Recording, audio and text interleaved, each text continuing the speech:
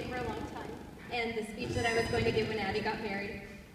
And there are many things I could say. There are many stories I have to tell about that girl. But I've decided to start with a little background first. I actually met Addie 10 years ago when I was a sophomore in high school. I ended up in the same theater class as her because all of our other classes had been full for the arts.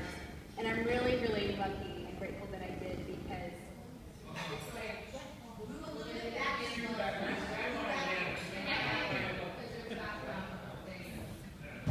Okay, thank you. And it's really strange for me to think about it because if I hadn't, we would have never met and my life would never have been the same without her. We became friends because Addie actually saw me and claimed me as her sophomore in high school. And I'm really glad that she did. She introduced me to the arts, she got me to try new things, and she became one of my closest confidants. Through the years, I've gotten really close to her. She is my best friend, she's my sister, and I have been so blessed to not only become close to her, but to her family as well, who has become a second family to me. And I can't express how much that means to me, how grateful I am for you. Let me just tell you a little about this woman. She is a fireball. She is tenacious. She is one of the fiercest and most driven people that I know and I've ever met in my life. And she's always known what she was going to do and how she was going to do it. I can hear her laughing because she listens to me. But she is also one of the most sensitive, caring, and loving people I've ever met in my entire life. She's been with me during the happiest and best times of my life, and she's been there for me on my worst. She's been my support. She's been my protector. And for everything that she's done for me in my lifetime, I can't say thank you enough. She did. She introduced me to my wonderful boyfriend.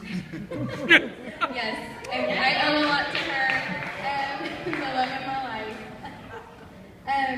But it might not come as a surprise when I did meet the groom. I did have my reservation because I was 20 years old. I was a college student when I met Sven, and he was someone that Addie had met during her voice lessons.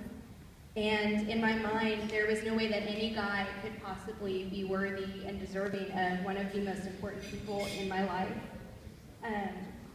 To their credit, though, they both completely ignored me because they seemed to immediately recognize that they had met the person that they wanted to spend the rest of their lives with. And I was really blessed and lucky to be there throughout their relationship.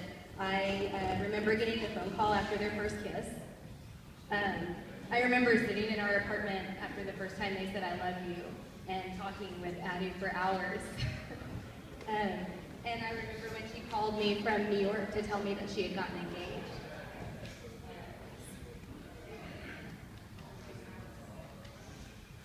Sorry, I'm almost done wrapping up. Throughout all those years, I was really privileged to watch their relationship develop and grow into what it is now, and it's a partnership, it's a stronghold, it's today a loving marriage. And I can say that I don't have any reservations anymore. I know Sven will spend the rest of his life caring and loving for my sister. And I know she'll do the same for him. And it brings me such peace to know that she's met someone who will do all that he can for her happiness, who will take care of her and see her as the special person that she is. And I can't express how much love I have for both of them. And it's such an honor to stand here on an important and special day in your lives.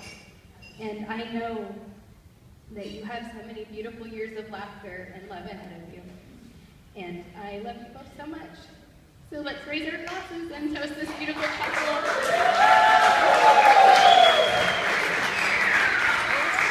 All right, ladies and gentlemen, give it up one more time for our maid of honor, Victoria.